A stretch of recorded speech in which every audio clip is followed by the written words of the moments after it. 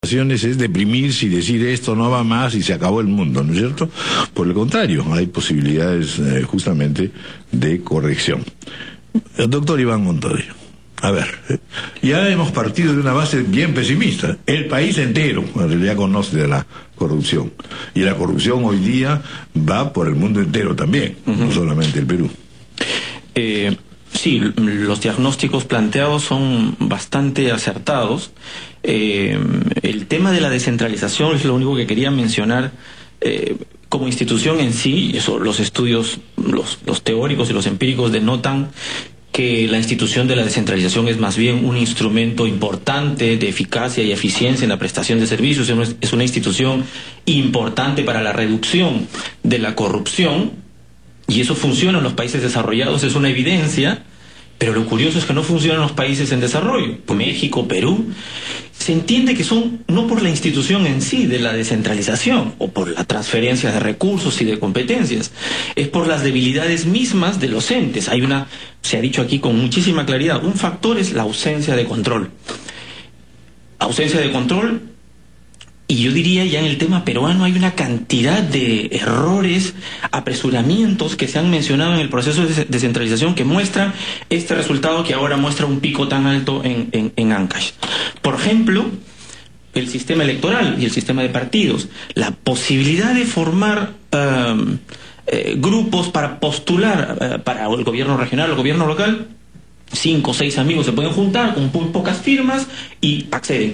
Lo apetitoso que es ahora la transferencia de recursos para postular es enorme, ¿no?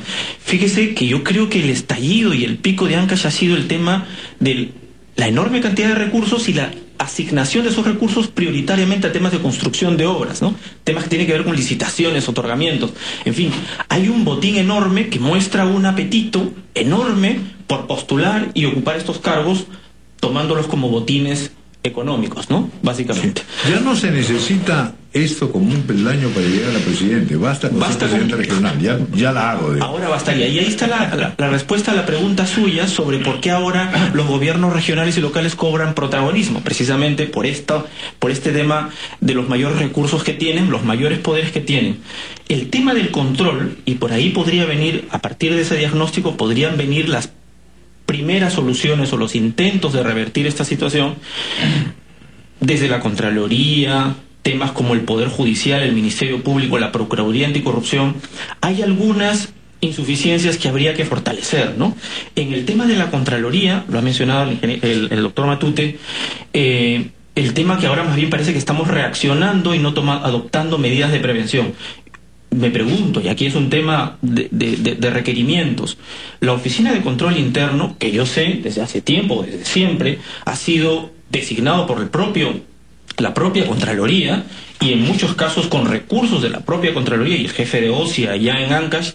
Yo quisiera saber, por políticas de transparencia, qué reportaba desde el 2010 este jefe de OSI a su sede central en Lima. Quisiera saber si desde el 2010 ya se reportaban algunas irregularidades y qué se hizo o qué empezó a hacerse desde la central en Lima respecto de la fiscalización.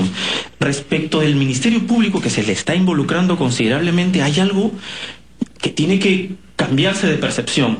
El Ministerio Público tiene una estructura vertical, muy vertical, que deja pocos espacios de autonomía a los fiscales. Depende mucho de la cúpula que está en Lima, y la cúpula tiene que explicar por qué cambia de fiscales, por qué separa de fiscales constantemente cuando tiene investigaciones importantes en curso. Yo tengo el nombre de una variedad de investigaciones en Ancash y en Lima, de casos sensibles de corrupción que el fiscal de la Nación, el anterior, cambiaba, y no sé cuáles son las razones por las cuales cambiaba a fiscales bastante probos y decentes. En el tema de la Procuraduría, y probablemente con esto voy terminando, la Procuraduría Anticorrupción, con el esfuerzo que se ha hecho, y reconozco en el procurador anterior el enorme esfuerzo realizado, ustedes pueden ver el tema en Lima, que tiene un 30 o 40 o 25 procuradores en Lima, con una infraestructura aceptable, pero ustedes van a provincias, a las capitales de provincias, y ven al procurador anticorrupción. Yo los he visto en La Libertad, los he visto en Cusco. Hay un abogado de la Procuraduría con un asistente y una secretaria, en un ambiente total, lleno con cúmulo de expedientes, sin mayor poder, sin mayor conexión de coordinación, por ejemplo, que sería importante que coordine con las instancias de Contraloría en la zona, con instancias del Poder Judicial en la zona, está como aislado, está como huérfano de poderes y de capacidades. Está solo. Y en Ancash, solo para referir, desde el 2010 el procurador ya reportaba el mayor índice, después de Lima, de carga procesal por casos de corrupción y probablemente vinculadas a Ancash. Entonces, hay temas que se venían conociendo desde el 2010, apostando por la institución de la descentralización y diagnosticando, como se ha hecho, sobre las graves insuficiencias que ésta tiene. No se puede abdicar de algunos poderes de dirección central que se tienen que ejercer. Más allá de esto, todo el sistema electoral, el diseño de la propia estructura de de los gobiernos regionales para fortalecer el control político y fortalecer a los partidos, eso ya se ha mencionado, pero hay algo que desde que se tiene que articular desde como política general, la política nacional anticorrupción. Existe un plan nacional anticorrupción 2012-2016 que exige que también exista correlativamente un plan regional anticorrupción. No sé cuánto se ha avanzado en eso en Ancash.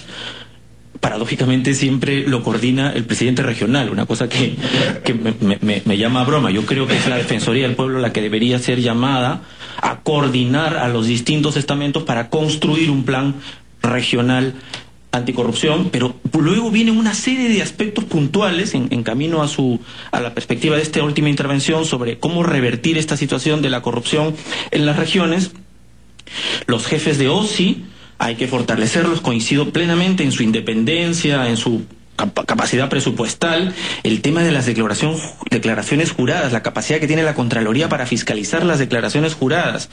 Allí creo, y ahí está la respuesta a su pregunta, ¿qué eco no tiene la Contraloría? Primero, a la Contraloría 3 o 4 proyectos de ley se le han caído en el Congreso de la República. Proyectos de ley que tienen que ver con el fortalecimiento de su capacidad de fiscalización de declaraciones juradas de los funcionarios, que tiene que ver con la capacidad de levantamiento del secreto bancario y la reserva tributaria, aunque yo tengo ahí unas opiniones particulares. El tema de su relación con el Poder Judicial, el procurador, yo creo que desde antes se viene denunciando el poco eco que tienen los hallazgos que hacen los informes de control de la Contraloría. De todas las denuncias que la plantean al sistema judicial, quedará pues un 2-3%. O sea, ¿qué pasa? Que se caen todas las denuncias que plantea la Contraloría ante el sistema judicial. ¿Por qué? No se coordina. Hay deficiencias en la coordinación. ¿Qué pasa?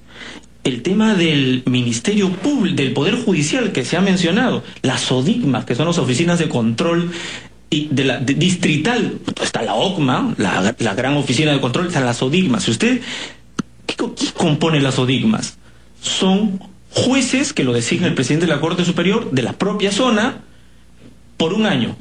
O sea, que es compadre del que va a fiscalizar, que es una zona pequeña, ¿no? Entonces, no tienen estabilidad. Los funcionarios de ODIGMA, los jueces y funcionarios de ODIGMA no tienen estabilidad. Son cambiados cada año. Este sujeto que fiscaliza a sus propios compares, en algún momento va a ser fiscalizado. Por lo tanto, se genera toda una...